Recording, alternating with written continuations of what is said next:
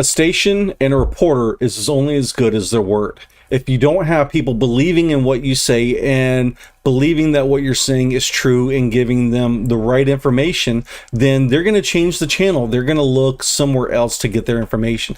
And so because of that, having credibility is one of the most important things that a station can have.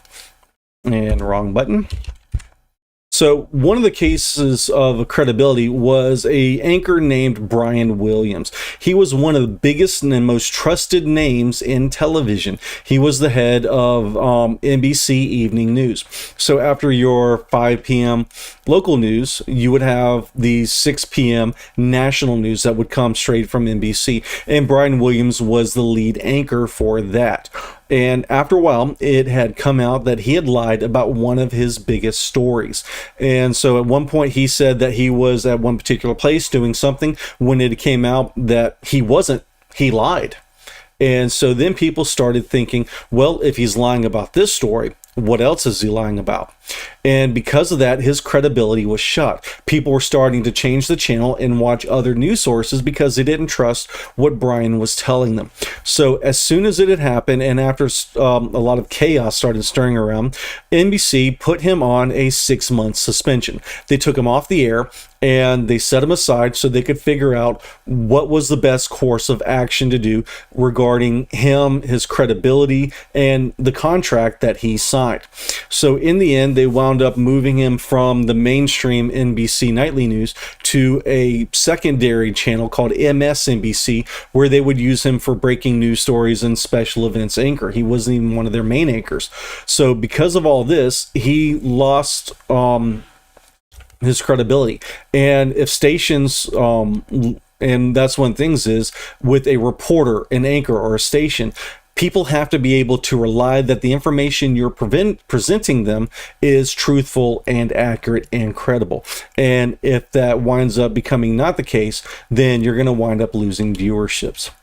So even if you see like mistakes happen, in the case of this graphic, we talk about school too easy for kids. They misspelled the word too. Back during President Obama's administration, they said breaking news, Obama bin Laden is dead. In fact, they were trying to say Osama bin Laden instead of Obama, which was the president at the time.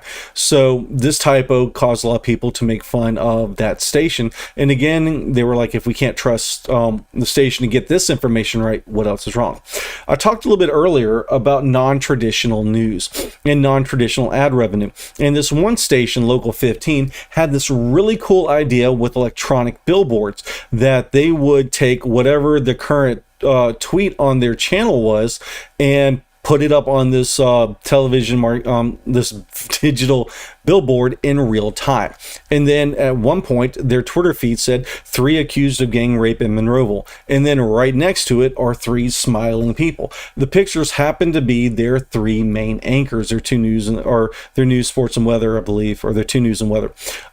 But because of this image and people capturing it, and it got spread around that 3 people were being accused, and here's a picture of their main anchors, that brought the station bad publicity, and it caused a lot of people to kind of make fun of the station. It wasn't a major credibility issue, but it gave them advertisement, and it gave them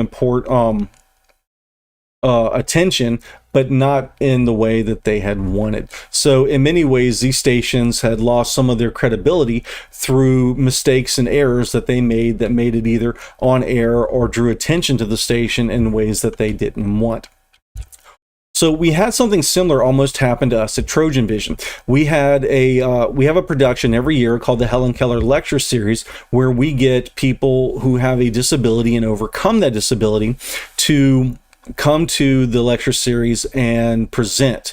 And so one year we had heard that a person named Mackenzie Westmoreland was coming to put on this year's speech. So we did a quick search to get some information about Mackenzie, and at a glance we threw in and we found out Mackenzie Westmore. We found some basic information, and we're like, well, let's find a graphic or something that we might be able to use that's in the open domain that we can add to our graphics that we use to promote the event. So they did a search for Mackenzie Westmoreland. And again, you've got quite a variety of photos that are going to be used, including a photo of her professional headshot.